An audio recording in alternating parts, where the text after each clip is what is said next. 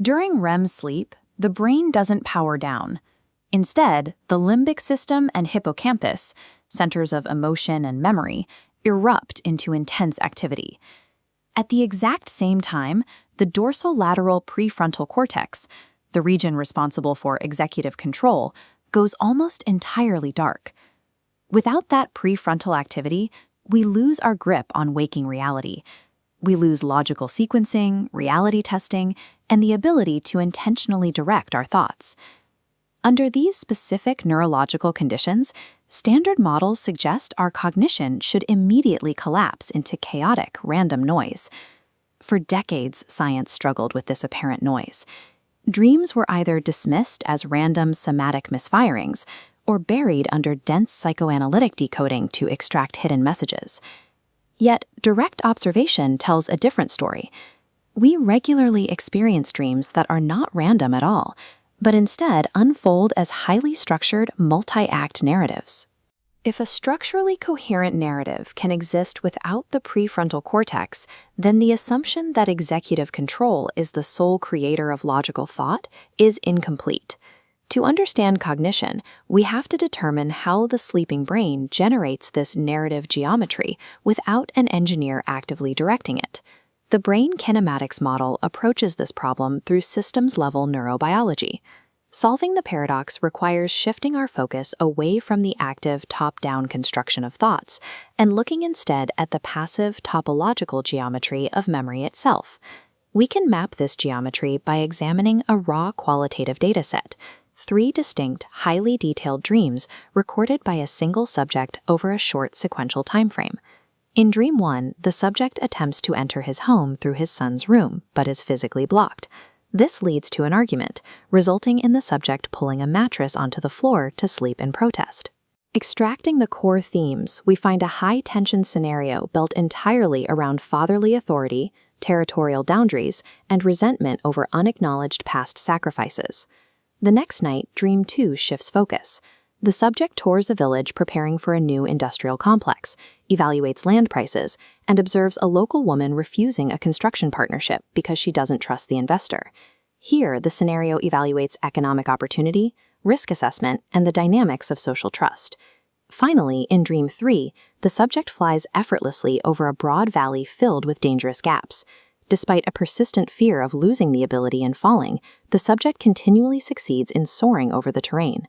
This third scenario isolates themes of personal freedom, physical capability, and adaptation to future obstacles, domestic boundary disputes, macroeconomic strategy, and surreal physical flight. On the surface, these are radically divergent outputs, raising the question of how they connect neurologically. It is tempting to view these 3 narratives as completely independent neural processes.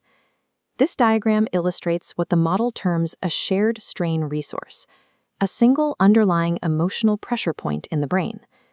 The emotional charge driving all 3 dreams is a deep, unresolved anxiety regarding future stability and personal significance. Dream 1 attempts to resolve this strain by looking backward, evaluating past family investments to demand current respect and belonging. Dream 2 takes the exact same strain and directs it outward, assessing societal and economic investments to secure future material wealth. Dream 3 turns the strain internally, testing the subject's own physical and mental resilience to ensure long-term survival. The daily environment dictates the channel. Interactions with family, reading the financial news, or facing a tough problem at work prime different memory networks. Dreams do not manifest random storylines from nothing. They are distinct, structured expressions of a single, highly charged emotional reservoir. Which brings us back to the executive paradox.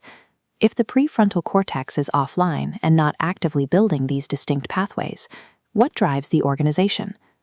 During waking cognition, the brain acts like an engineer, building rigid pipes and forcefully pumping water toward a specific destination. Dreaming cognition operates differently. It is water flowing freely across an unengineered landscape, directed entirely by gravity and the terrain's shape. In the Brain Kinematics Model, this fluid is the neural strain flow. The landscape is the existing geometry of the subject's brain, and the deep valleys the strain pools into are memory attractors. This process is called theme coagulation. As residual strain slides into a specific memory network, its gravitational pull automatically draws related imagery, emotions, and concepts into its orbit. The brain is not actively reasoning its way to the events of the sun's bedroom or the industrial complex. The storyline self-assembles simply because it settles into the deepest emotional basin. The perceived message of a dream is not a purposeful communication inserted by the subconscious. It is the final coagulated state of neural strain resting within a memory attractor. We can observe this passive self-assembly by looking at a specific limitation in the architecture of dreams: the extreme instability of formalized signs. When you try to read in a dream, the text changes the moment you look away. Numbers fluctuate randomly, and logical categories blur together. Yet despite this linguistic failure, the emotional weight, the spatial relationships, and the symbolic themes remain perfectly stable. This indicates that the sleeping brain operates almost entirely within a pre-linguistic representational format. Language is not required to generate narrative meaning. Meaning exists purely as structural, spatial relationships in the brain, long before words are attached to it. We often assume waking logic is the baseline, and dreaming a separate system. Reality is opposite. Both utilize the same generative engine, separated only by constraint. When sensory input arrives, your brain's initial reaction is identical to a dream, a burst of symbolic fabrication. What follows are the constraining filters of waking life. Environmental feedback and prefrontal executive evaluation immediately step in to restrict the chaotic flow of neural strain. Finally, language formatting locks those unstable dream symbols into fixed, communicable signs. Conscious reasoning is not a pristine, isolated system. It is simply a continuously corrected, heavily constrained state of daydreaming. Waking thought does not build meaning from scratch. It merely carves logic out of the raw, continuous symbolic geometry that is our baseline state of consciousness.